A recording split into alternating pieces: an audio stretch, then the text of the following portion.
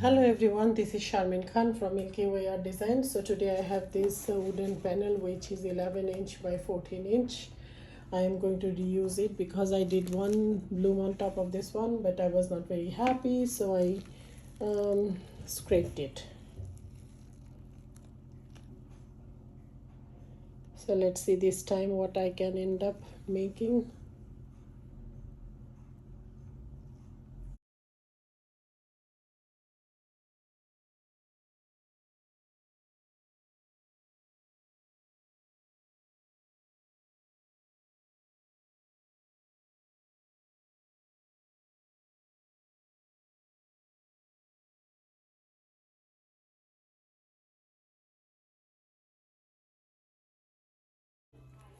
Literally, I'm scraping with my hand every little last drop of paint from this bucket.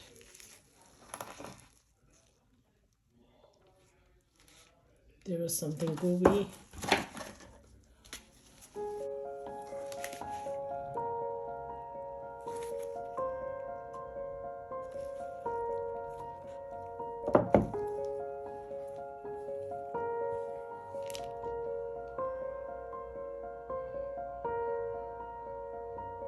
My all-time favorite nickel azo gold from Golden.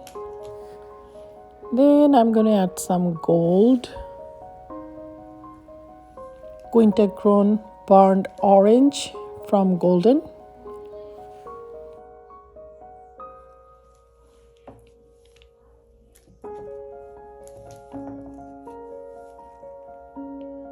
sequins,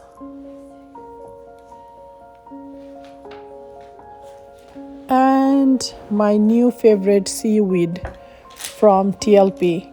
Lately it seems like I often end up using seaweed, and now I have golden green gold from Golden and groovy from TLP. A quick drizzle of dioxazine purple from Liquitex, my white cell activator, and this time I'm using Australian Floetrol for the recipe of my cell activator, and I bought it from Fluid Art Co.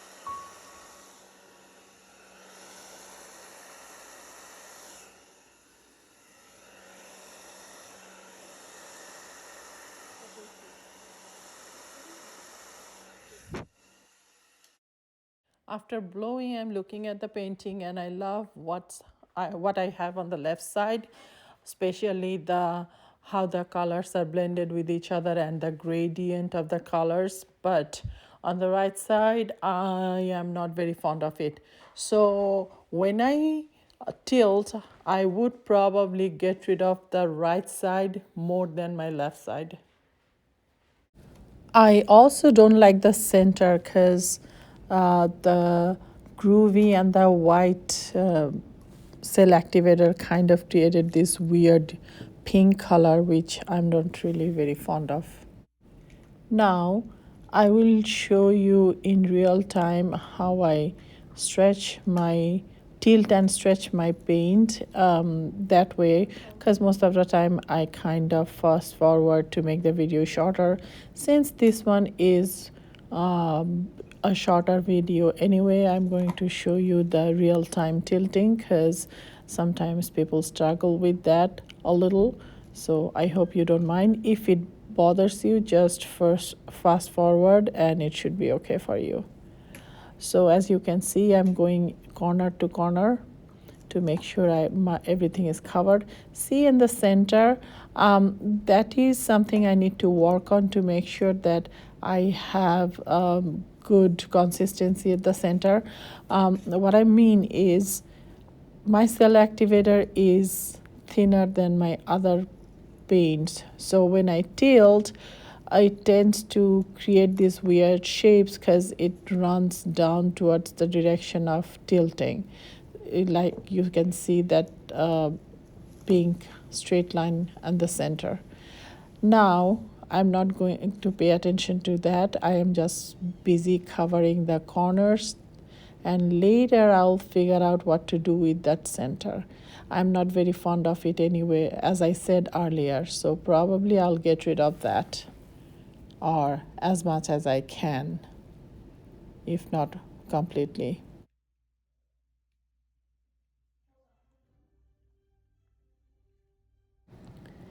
As you can see, that tilting and stretching is a fairly tedious process. I just finished covering 3 of the sides and now I have to go for the 4th one. And before I tilt for the corners, you can see that I scraped some of the excess paint which dripped from my surface to the like to my table. I just grab some of them and make my corners more like I put some more paint on my corners so my desired paints can slide through them easily. Once I do that, then I will think about the composition.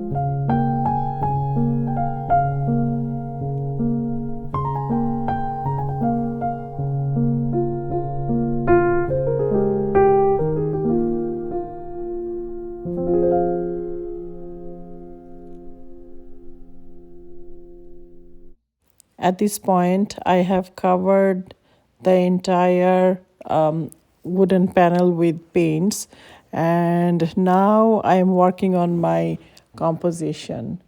This is going to be a vertical painting because I like it that way, and I am eliminating as much paint as possible from the bottom because, as I said before, I'm not very fond of that area.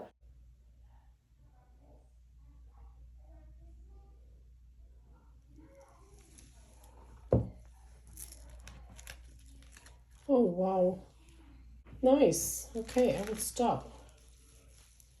Actually, the composition is really pretty. Let me show you. Let me bring you down.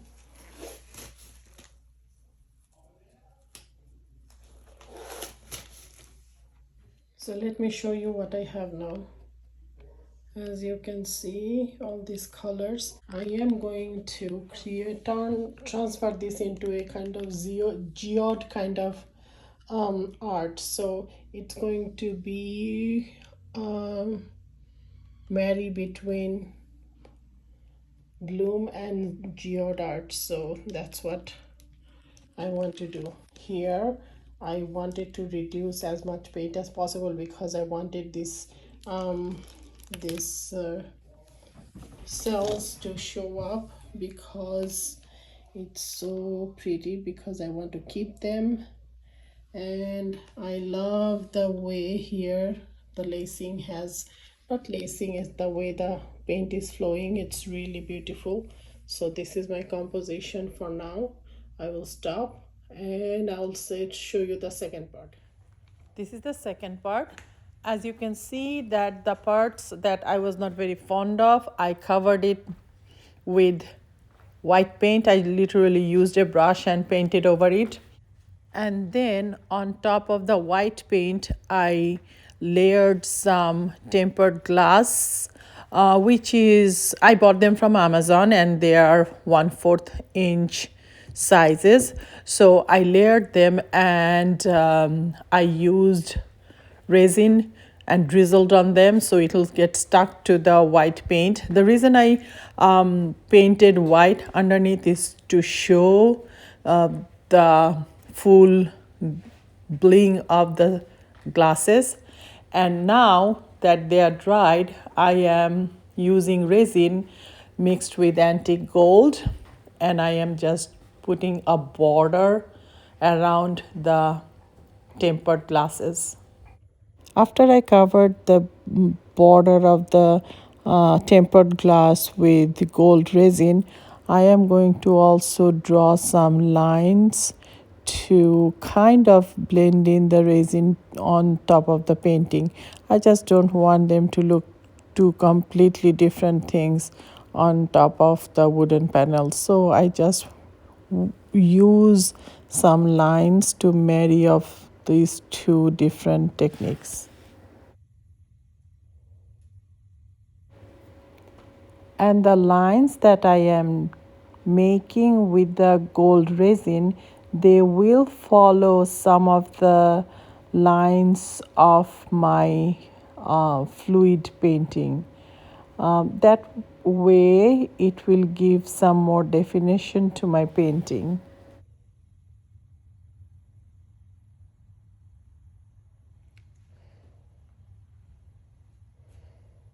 Thank you so much for joining me today. I really appreciate you guys' love and support, and I am really humbled that many of you reached out and asked me why I have not painted for a while, if I'm doing all right. To answer that, yes, of course, I was fine. It's just my daughter got married, so I was too busy or too occupied with her wedding plans. So therefore, here I am now.